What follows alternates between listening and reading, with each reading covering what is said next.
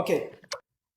Qabxii lamarra si deebisa tokko gaafa mallasfaa rakkoon hin turre namoota barate hayyoota qofa ajjeessa malee uummanni nagaan jiraachaa ture jettee inni lammata ammoo mootummaan kuni mootummoota naannoodhaa kana yoo isaan rakkoo dalagan maaliidhaaf gabbu'ee isaan kana gartee rakkoo gidduu seeneen furreetti lamaan tana qofa akkasumaami bakka lamatti adda baafnee si deebisa. Waliigallee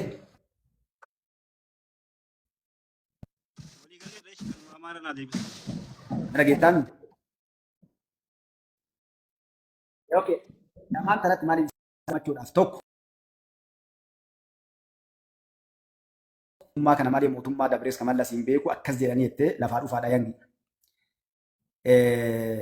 Bakki dogongorri jiru bakka tana jalqaba. Fakkeenyaaf mootummaan mallasii Itoophiyaa keessa lafa waggaa 27 kan inni bulchin jira. Inumaan bulchin mootummaan isaa keessa gadi hin dhaabatiin jalqaba si jalqabamu. Muummichi ministeeraa illee paarlaamaa irratti illee dubbatanii jiran. Uummanni Itoophiyaa illee ni beeka warri biyya bulchaa turaniif namoonni baratan. Tokko san isa lammataati. Haga mallasii mallas fakkeenyaaf gaaf mallas dhufan nama ganna 14ti. Qabsoolee gaafas itti dabalame. Mallas akka dhufeen qawweedhaan nama rib godhee of jala galche. Namni waan biraa fi Tigree ilaali waraana isaa ilaali mataa dhayan. Namni mormoo jiraate gadaa ba'u mataa sidhaan jechuudha. Bari waan birii yoo laalte akka dhufeen uummata Oromoodhaa keessaayyuu lola itti ta'aa ture yeroo dheeraadhaaf magaalaa itti dhaadhe fakkeenyaaf osoo lollu chaartara keessaa baame uummanni illee osoo lolu. Adaabbat dhaladhe. Uummanni Baalee, Arsiin, Harargeen namni mana wajjin gubachaa ture.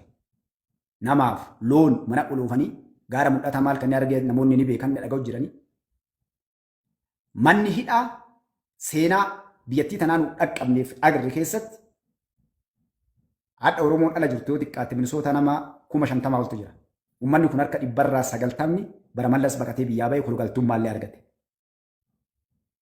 Reed Kiroosiin ammistiin mana hidhaa Itoophiyaa kana tokko seentee laaluu hin dandeettu arguu hin dandeettu manni hidhaa guutee manni waraanaa mooraa waraanaa guutee bakki ittiin hidhamne hin jiru. Namni ajjeefame yakki guddaan shamarran ta'an beeku lama muka qaama saalaatiitti suuqee ajjeese. Magaalaa Roobee keessatti Gindhiiritti takka muka akkasii ajjeesan magaalaa Roobee keessa wixinee adda bilisummaa Oromoo wadhite yookaan dhoofte jedhanii rasaasaan mataa dhalee mana siitii ajjeesa. Wixinee bara waa takkan dubbanne dhaaba mormine. Addi bilisummaa Oromoo yeroo sanitti chaartara keessa waliin jiran seeraan waliin galanii jiran. Achi bira dabreessii gabaabsuudhaaf hayyoota qofaa miti.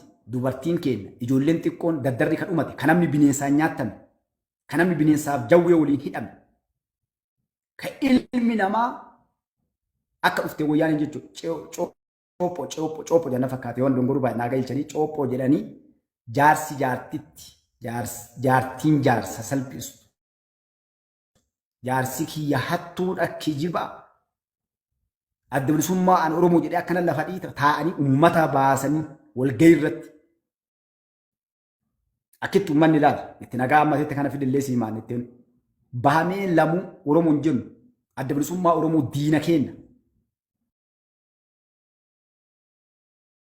wal himee qawwee manaa qabu kennee albee manaa qabu kennee qulqulleessanii wal cafaqanii uummanni akkasiin mootummaa jala gale jaalatee mootummaan kun ta'eefii miti takka inni lammataa nageenyi takkaa bara mallas nama qabsoo keessa ture keessaa tokko miidiyaan addunyaa hadha sooshaal miidiyaan hin jiruuf dubbatan malee Ameerikaa irraa dhufanii Ingiliz irraa dhufanii miidiyaa biyya keessaa wajjin mallas zeenaawwadhee intarvii godhani. Maal jedhanii Itoophiyaa keessatti gara arfanii Ogaadeen addi bilisummaa Oromoo Gimboot sabaattiin warri Beenishaangul lolaa jira roga arfanii lola deemaa jira akkamii jedhanii gaafatan. Xoobiyaa jedhanii miidiyaa gaafate namoonni Oromoo jiraateef maqaalee dhaasii kan biyya keessaa dura gaafate. Waan jedhee mallas gaazexeessaan eegan lolli si gaazexeessa maa isteettee na gaafattaree maaliif dhattee laallee jedheen ati laaltee uummata maan gabaasa. Ka Ameerikaadha gaafate. Mallas jedheen Itoophiyaa keessa dimokiraasiin jira jedheen dimokiraasiin hin jiru jedhama. Inuu maal haala? Dimokiraasiin hin jiru ilmi namaa mana hidhaa ciisaa amnistiin nama dhabame qofa kuma hagana jedhamee baasee reet kiroosiin ka galmeessee mana hidhaa bakka itti hidhame dhabame dubartii ulfaa ijoollee daa'imman waliin maatiin ka dhabame ka dhumate hagana Itoophiyaan akkamitti bulchitu dimokiraasiin qabdu jedhee gaafate maal jedhee yoo dimokiraasiin hin jiraatin akkamitti Itoophiyaa dhuftee jedhee jiraachoo keessaa jedheen quba namticha kana faranja quba haa ugaa dimokiraasiin quba ija gurraatti nama tuqu dhoorka malee agasta akka dimokiraasiin jira jedhee ati dheeraadha deebisee maa irratti ammas xoobiyaa deebee gaafate akka dimokiraasiin jirre uummanni hidhamee dhumachaa jiru manni hidhaa marti guute qeensa irraa guuraa jira ajjeesaa jira mana hidhaa keessatti rasaasa irra shaakalan bakkitti zuwaayee jedhii bakkoonni mana hidhaa ka xoolaay ka beekame konnaatitti addunyaa irratti jechuudha. Akkamitti ajjeesan barasan mana hidhaati nama baasaniiti hidhamtoota dura dhaabanii quba miilaa irraa rasaasa laakkanis ajjeesan jechuudha. Bineensoliin hidhaman duuba kana maal jedheen Oromoof Amaarri si loluu jiran akkam jennaan dhugaa jedhe addi bilisummaa Oromoodhaa sirbaan Oromoon sirbaan Amaarri gaazexaadhaan akka malee loluu jiranii jedhe. Takka jedhe kanaaf gabaabdumatti osii gabaasuu barbaadee uummanni Oromoo haga mallasii mootummoota kaawwan illee haga mootummoonni kuwwan caalaa fixan illee bara silaa namni xiqqoollee ta'u ija banatee addunyaan jijjiiramte keessa Mallas Zeenaawiidha. Namni Mallas Zeenaawiidha jalaa gabbaa hin jiru jechuudha. Ajjeecha nama ta'u maqaa dhoofte eebbisaa addunyaa gaafa ajjeesan ni beeka nama isa ajjeese illee beekan seenaa akka inni itti du'e illee eebbisaan isa ajjeesuun dhufni nama biraa ajjeesuun dhufameeti. Eebbisaa addunyaa alii eenyuti sanbata guddaas kun wanna ajjeesanii nama abbaa qabeenya guddaa namni namni Finfinnee kana Idriis Jaffee yoo siilaa ke ilmaan Oromoo dardara irraa dubartee onnatti kana bira kuti okay lola sii dhaqa takka golli Oromiyaadhaan haa mormu uummanni Oromoo Baalee keessatti Harargee keessatti Gujii keessatti Wallaggatti naannoo Amaaraatti lolatti ture gosaan Arsii keessatti gurraafa jedhanii eenyu garriidhaaf Arsii garriidhaaf Harargee dhiifama Booran Gujiidhaaf Darasaa akka uummanni biizii ta'e mootummaatti asiin garagalle asiin warri Somaalee naannoo shaniif Harargeen uummanni takkaa osoo qawween gadi hin dhaabbatiin wal fixu dhumatu Mallas Zeenaawiidhaa qabrii galee jechuudha. Kanaaf walitti wanni tokko uummanni keenya dardara lafaa dhufullee hubachuu qabdan Mallas Zeenaawii tokko naannoon bulchiin qaba. Lammata mootummaa yeroo san dimokiraasii jennaan jedhu OPDO'n jirtus feekii naannoleen jiru guutuun feekii kan mirga hin qabne maqaafachi kaanii uummata ittiin cafaqaa turaniif uummanni gartee mirga takka dhabee itti dhumachaa ture bira kuti guddoo sii dhaqee qabxii lammataatis sii dabra waa'ee Mallas irratti. Bara Mallas keessatti uummanni Oromoodhaa Finfinnee haa agartu tun wanni rabshaa irra ka'ee sadarkaa kana namni keenya waan tokko beeku qabu lafarraa buqqa'ee Finfinneen haga yeroo kaan hin guddanne caalaa uummata Oromoo nyaattee qotee bulaa Oromoo naannoo Finfinnee nyaattee waliigala akka isiin bal'atte Mallas Zeenaawiiti jechuudha.